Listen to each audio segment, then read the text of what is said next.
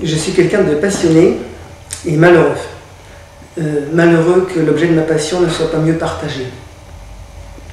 J'ai envie de vous raconter une histoire. J'ai commencé mes études de psychologie à Rennes en 1977 et ma première impression a été que la psychologie n'existait pas.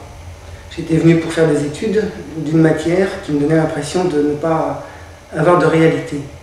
J'ai rencontré des enseignants qui enseignaient la psychologie de l'enfant, la psychologie de l'adulte, la psychopathologie, la psychologie du travail, la psychologie, la psychanalyse.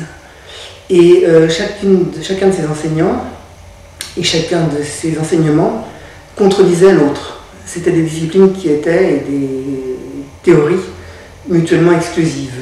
Elles ne pouvaient pas avoir raison en même temps. Et du coup, j'en étais assez déçu par rapport au fait que je commençais des études et que je venais chercher peut-être des réponses. Et par contre, j'ai découvert dans le bâtiment d'à côté, dès la première année et dès la première semaine, des gens qui, eux, s'intéressaient à une question qui m'a paru du coup totalement justifiée et pertinente, qui était celle de la scientificité des sciences. Qu'est-ce qu'une science? Qu'est-ce qui me permet de dire quand je dis ou quand j'écris ou quand j'argumente quelque chose que ma démarche est scientifique ou pas? Et je me suis dit voilà, la bonne question est là. Et du coup je me suis engagé dans l'enseignement que proposaient ces chercheurs et ces théoriciens. Et effectivement c'est cet enseignement-là aujourd'hui que je cherche à faire connaître et à faire partager.